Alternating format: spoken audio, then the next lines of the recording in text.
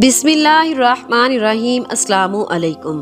मोहतरम नाज़रीन, शब बारात वाले दिन अल्लाह ताला सूरज के गरूब होने पर पहले आसमान पर आ जाता है और अल्लाह ताला अपनी पैदा की हुई सारी दुनिया को देखता है।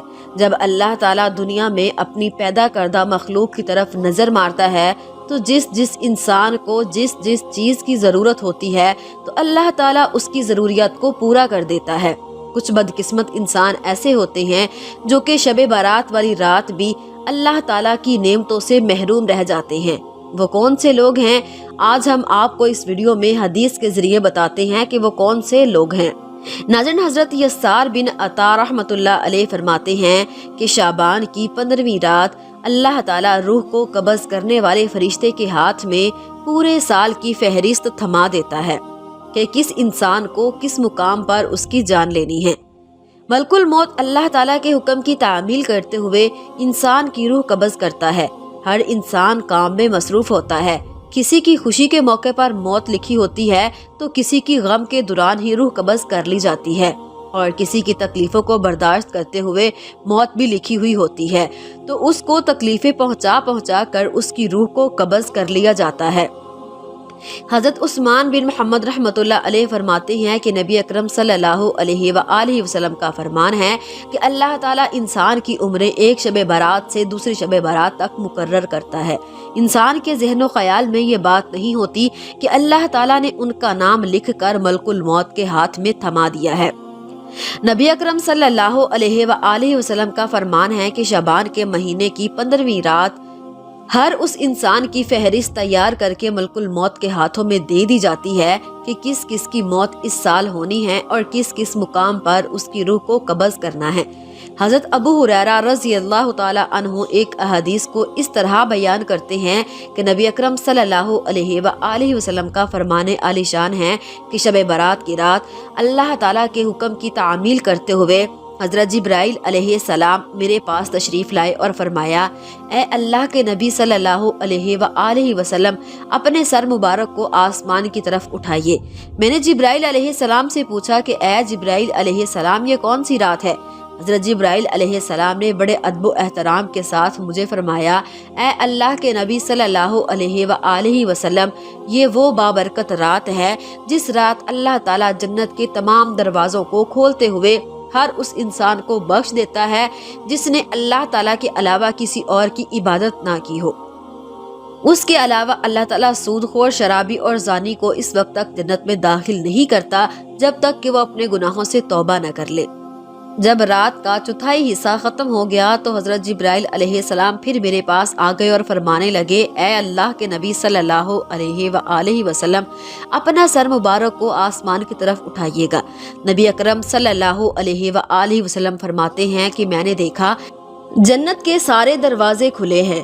जन्नत के सारे दरवाज़ों पर पहले दरवाजे से लेकर 5वें दरवाजे तक एक एक फरिश्ता खड़ा होकर ये बात कह रहा है, खुशी हो उस इंसानों के लिए जिन्होंने इस रात अल्लाह ताला की बारगाह में सजदे किए, रुकू किए, दुआ की, अल्लाह ताला का जिक्र किया, और जिस इंसान ने अल्लाह ताला से डरते हुए इस रात को अपनी आंखों से एक आंसू का कतरा गिराया, उस इंसान को अल्लाह ताला ने माफ़ कर दिया, उनके सारे गुनाहों को बख्श दिया। छठे आसमान पर जन्नत के दरवाजे पर एक फरिश्ता खड़ा ये बात कह रहा था कि खुशी हो उन इंसानों के लिए जो दीन इस्लाम पर पक्का यकीन रखता है। 7वें आसमान पर एक फरिश्ता खड़ा ये बात कह रहा था कि कोई दुनिया और आखिरत में किसी इंसान जिसके दिल में कोई नेक तमन्ना हो उसकी तलब को पूरा किया जाएगा। 8वें दरवाजे पर एक फरिश्ता खड़ा ये बात कह रहा था कि कोई है जो अपने गुनाहों की बख्शिश करवाना चाहता है, उसके सारे गुनाहों को माफ़ कर दिया जाएगा। ये सारा माजरा देखकर हज़रत मोहम्मद मुस्तफ़ा सल्लल्लाहु अलैहि वसल्लम ने हज़रत जिब्राइल अलैहिस्सलाम से दरियाफ्त किया, ए जिब्राइल, ये जन्नत के दरवाजे कब तक खुले रहते हैं? हज़रत जिब्राइल अलैहिस्सलाम ने फरमाया कि जन्नत के दरवाजे सुबह सूरज निकलने पर बंद हो जाते हैं। हज़रत जिब्राइल अलैहिस्सलाम ने मज़ीद फरमाते हुए कहा कि इस रात अल्लाह ताला बेशुमार इंसानों को जहन्नुम से निकाल कर जन्नत में दाखिल कर देता है। हज़रत अबू बकर सिद्दीक रज़ी अल्लाह ताला अन्हु से मरवी है कि नबी अकरम सल्लल्लाहु अलैहि वसल्लम ने फरमाया کہ جب شب برات کی رات کا درمیانی وقت آتا ہے تو اللہ تعالیٰ اس وقت پہلے آسمان پر نازل ہوتا ہے۔ اس رات اللہ تعالیٰ سے بغض رکھنے والے اور اللہ تعالیٰ کے علاوہ کسی اور کی عبادت کرنے والے کی بخشش نہیں ہوتی، باقی سب کی بخشش اللہ پاک کر دیتا ہے۔ اگر اس رات اپنے رب کے حضور ندامت اشک کے آنسو بہائے اور نالاؤں فریاد کرے، اپنے صغیرہ و کبیرہ گناہوں کے لیے معافی کا درخواست گار بنے، تو اس وقت بدحالی خوشی میں اور تنگی آسانی میں بدل جاتی ہے۔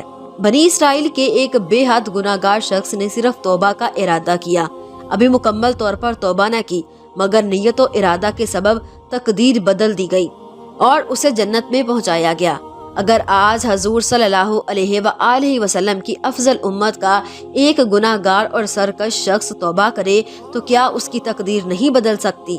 بالخصوص شب برات کا وہ تو افضل مقام ہے، جہاں حضور اکرم صلی اللہ علیہ وآلہ وسلم کے ارشاد گرامی کی روح سے اپنے رب سے گناہوں کی معافی مانگنا اور آہو زاری کر کے اپنے رب سے آئندہ گناہوں سے سچی توبہ کرنا ہے۔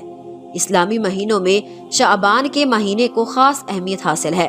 نبی کریم صلی اللہ علیہ وآلہ وسلم نے ارشاد فرمایا، شعبان میرا مہینہ ہے، اس ماہ میں عبادت کرنے کا بے حد ثواب ہے۔ اس مہینے کو بزرگی اس لیے بھی حاصل ہے کہ اس مہینے کے درمیان ایک ایسی مقدس رات آتی ہے جس کو شب برات کہتے ہیں۔ حضور اکرم صلی اللہ علیہ وآلہ وسلم نے ارشاد فرمایا کہ جب شعبان کی 15ویں رات ہو تو رات کو جاگا کرو اور اس کے دن میں روزہ رکھو۔ رسول اللہ صلی اللہ علیہ وآلہ وسلم کا ارشاد ہے کہ جو شخص ایک بار مجھ پر درود شریف بھیجتا ہے، اللہ تعالیٰ اس پر 10 بار رحمت نازل فرماتا ہے۔ اس لیے دانش مند مومن کے لیے ضروری ہے وہ ماہ شعبان میں غافل نہ رہے، بلکہ رمضان المبارک کے استقبال کی تیاری شروع کر دے، گزشتہ اعمال سے توبہ کر کے گناہوں سے پاک ہو جائے، ماہ شعبان میں ہی اللہ کے سامنے گریہ وزاری کرے اور رو رو کر اپنے رب کو منائے۔ حضور اکرم صلی اللہ علیہ وآلہ وسلم کا ارشاد گرامی ہے، ماہ شعبان میں جو کوئی 3000 مرتبہ درود شریف پڑھ کر مجھے بخشے گا، بروز قیامت اس کی شفاعت کرنا مجھ پر واجب ہے۔ یاد رکھیے، جب تک بندوں کے ذمہ فرض باقی ہوں اس وقت تک نفل عبادت قبول نہیں ہوتی۔ نفل کی کثرت سے بہتر ہے کہ بندہ اپنی قضا نمازیں ادا کرے۔